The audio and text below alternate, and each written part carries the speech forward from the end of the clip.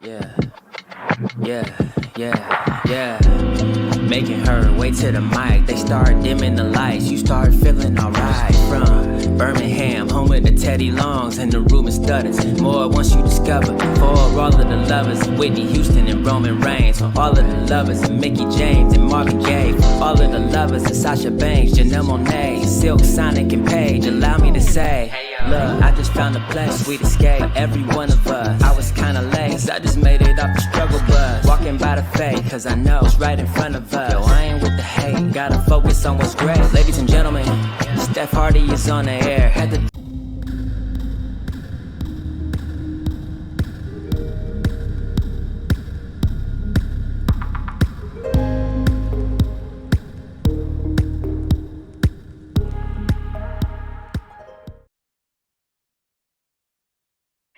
Hey, you guys, this is Stephanie of Steph and Cat Talk Wow, brought to you by the Hardy Wrestling Podcast and In Cat We Trust.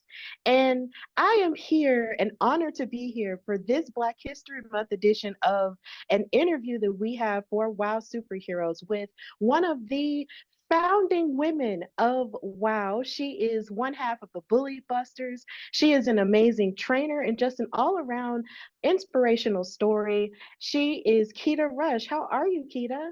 Thank you, Stephanie. Beautiful intro. Thank you so much. I'm doing wonderful. Thank you. Absolutely. It is such an honor to have you on, along with all of the other WoW superheroes. And then to have you on during this month in particular Yeah, is really an honor. So powerful. let me ask. So let me start by asking you, when did you fall in love with wrestling? I fell in love with wrestling in 2011. Yeah. Okay. Yeah.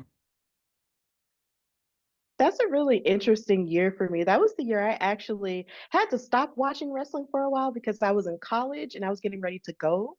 Okay. So I was literally like into wrestling at that point, had been into wrestling, but then I had to stop because school had to get started. But that love never went away. So it's really great to hear that that was when, you started falling in love with wrestling. So when did you know that this was what you wanted to do as a career and as a passion? Once I knew it was something that could be a career for me, I had no idea when I got involved in wrestling that it was something that someone could do. When I first imagined it, I guess the thought of a wrestler was China for me. And I don't represent anything close to her. She's huge. I'm 5'3". I weigh 115 pounds. And so David McLean honestly was one of the first people with Glow Wrestling and with Wow that showed me so many different looks where I was like, oh, hmm. So yeah. That's pretty cool. China is always an astounding influence, even to this day, when it comes to Yeah. wrestling. And the idea that you felt like maybe, there wasn't a place for you because that was sort of the standard.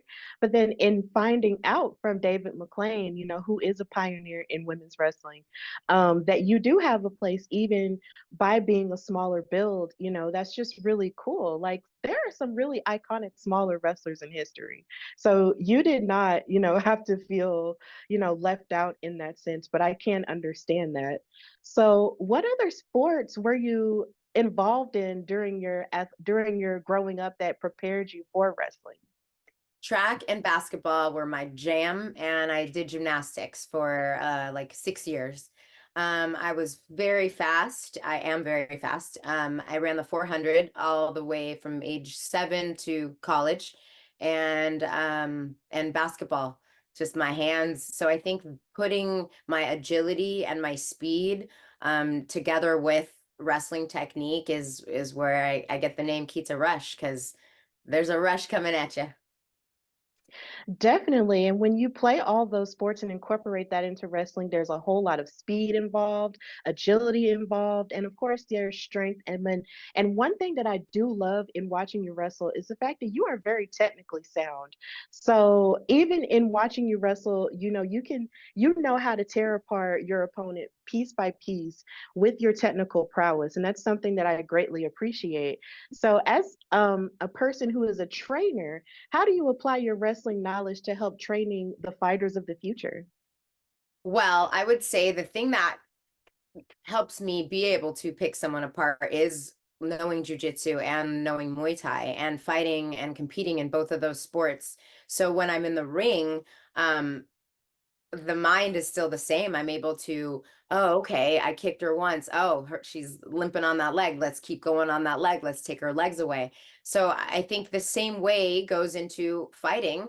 And for the people of the future, being able to notice when you have made an injury or an impact and continuously staying on it so that you can take away that limb is something that I literally teach every day. And then I also walk the walk when I'm in the ring.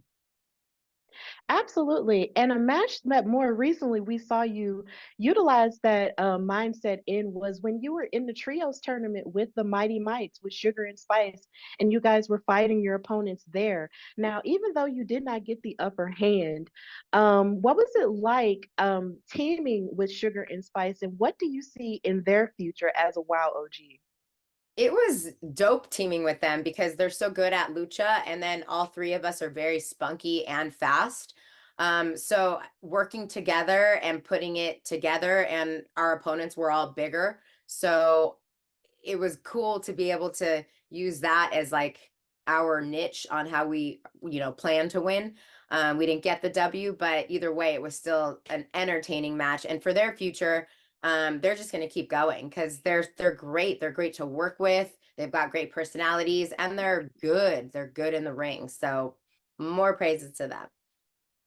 Absolutely. And that trios tournament is getting more and more hectic and even more heated. So I can't wait to see what happens from there. But you guys did a phenomenal job. You did Yeah. a phenomenal job. And I just wanted to let you guys know that. Thank you. So as an African American athlete, with this being Black History Month, how does it feel for you to be a part of a growing class of Black women in wrestling that are just growing more and making more and more history?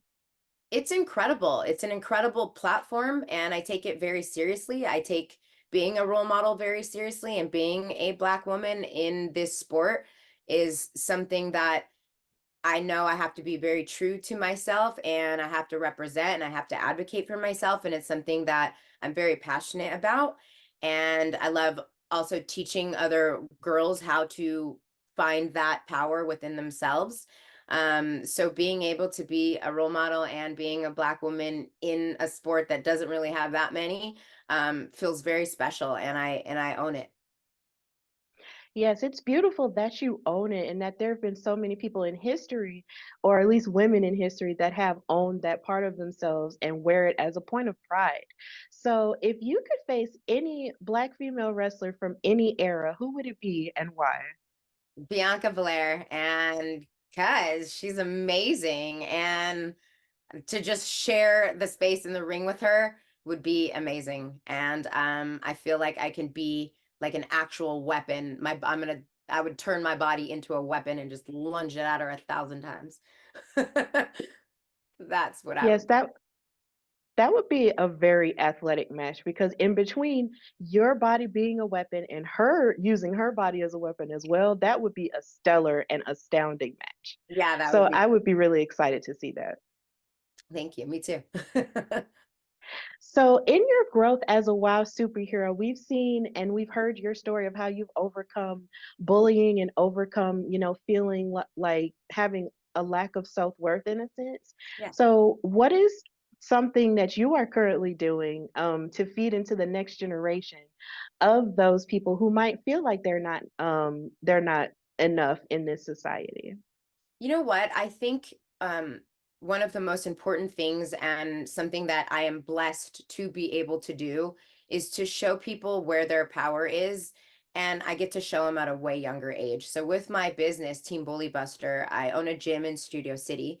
And we start at age 4. And I am literally teaching children at age 4, toddlers, where their power is, how to advocate for themselves, how to keep their hands up, how to move their feet if someone's trying to hurt them. Um, just everything at a younger age. I feel like I am a tremendous woman today, but it took a lot to get here. And if I could help any girl or person in this younger generation, I would want them to know how powerful they are at a younger age, how strong they are, how smart they are, and give them the skills and technique to be able to deal with the world. That's what I do every day, and it's what I would advise anyone to do if they wanted to help, is just show this generation where their power is way younger. Absolutely. That resonates in a very deep place. So, since this iteration of WoW has started, you have been a part of it seemingly from the very beginning all the way up until now. What are some ways that WoW has evolved from when you first became a part of it to now? When I first started, we weren't on television, and so that's a big deal. And we also did shows in Vegas, which was fun. Right now we are literally stationed in LA, and there wasn't as many girls. Now I feel like we got a not a big turnaround, but we're adding more superheroes a lot. And I would say everything got better for sure. The productions, the flow, the management, everything has just gotten better and better, little by little by little. Absolutely. And it's something that me and Katrina love is the production of the show because it's definitely like eye-catching. And then of course you have the colors and everything that pop Yeah. out at you that are like in the purple and the pink of things, but at the same time you're still gonna get that great action. And I Yeah, really do appreciate that. I agree. So yes. So to wrap up, we have seen so many people, go after different forms of gold in WoW. Of course, you have Abilene Maverick, who is the WoW World Champion. You also have Princess Aussie, who previously held the title. So, What is your goal in terms of reaching for that high achievement in WoW? There have been so many women coming after the WoW World title. What is your strategy and your motivation to go after it? My goal is the gold, no pun intended. I would love the opportunity to be a contender for the championship belt. I think I have put in my legwork. I show up to training. I'm an amazing team player. I'm uplifting. I'm positive. I show up. I show up. I show up. I show up. And I want to be taken seriously. I want to be given that opportunity to go up against someone who's got the belt, and I would love the opportunity to take it from him because I feel like I've been putting in a good amount of legwork. So it's my time, and I hope Selena and David feel the same way and see it as well. Absolutely. Well, Keta Rush, one half of the Bully Busters and Wow OG, thank you so much for Thank coming you. on Steph and Cat Talk Wow. It's such an honor to have you. Just tell everyone where they can find and follow you on social media and what you've got going on. You can find Keta Rush, the Bully Buster, the Golden Child, on everything The Pretty Flower, Keta Rush, and Team Bully Buster on Instagram, Facebook, all of the platforms. Again, The Pretty Flower, Keta Rush, and Team Bully Buster. Great. Thank you so much for Thank joining you, us. And of Stephanie. course, you can follow me, your girl Stephanie Hardy, on Instagram and Twitter at Queen Steph Hardy, and follow Katrina at In Cat We Trust everywhere on social media. And watch our show, Steph and Cat Talk Wow, every Wednesday live. Thank you, Keita. Thank you.